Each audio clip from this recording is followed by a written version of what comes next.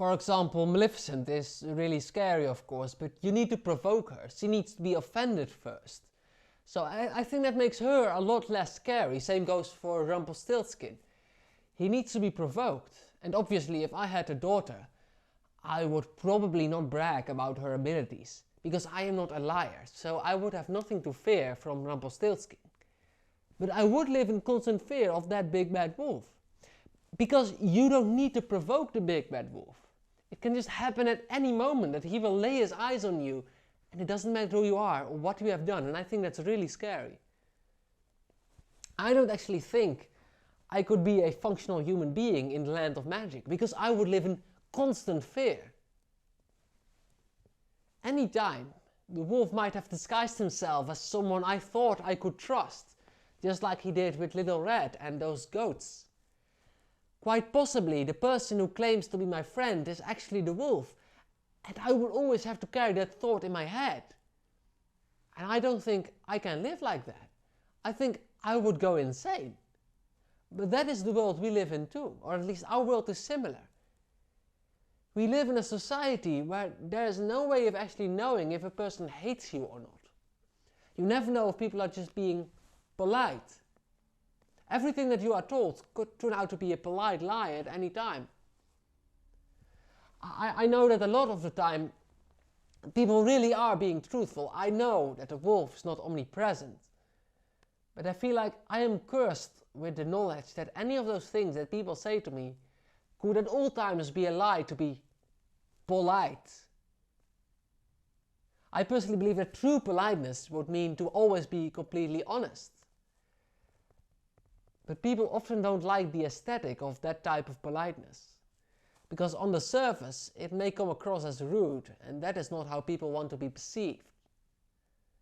So, due to that feeling of discomfort, that desire not to be seen as rude, we have to live in a world where we will always be uncertain and always fear some sort of bad wolf. But I always try to be as honest and as direct as I can believably be. Because I don't want to contribute to that uncertainty of social interaction that makes me personally so afraid of everyone.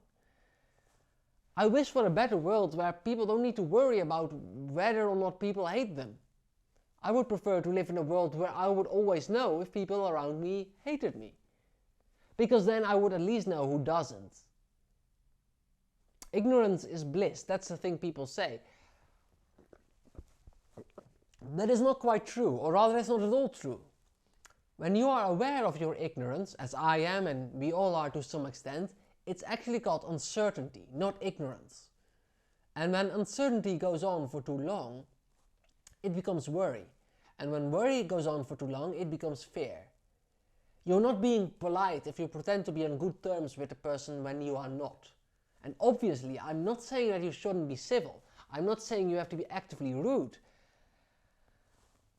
I'm just saying that you should not put on an act.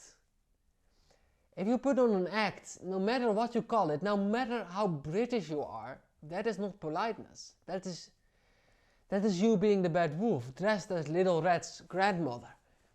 Without anyone even provoking you, you are actively contributing to other people's social anxiety, and that, in my opinion, is the most deluxe form of rudeness.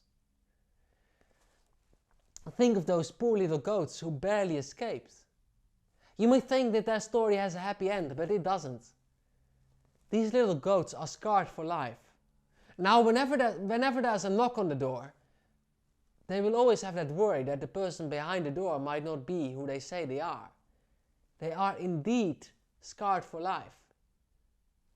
Don't you realize how rude it is to put on an act of politeness? Don't you realize how normalizing this behavior completely messes up people's ability to have any trust at all in other people's love for them? Think of the people, I think we all know someone, who cannot accept a compliment, for example. Every time they would receive a compliment, they would just utter some variant of, "You are just saying that." And if you tell them how much they mean to you and how loved they are, they will continue to think of themselves as unloved. Because they have gotten used to expressions of love being mere politeness, or in other words, a lie. People are not born that way, they are made that way.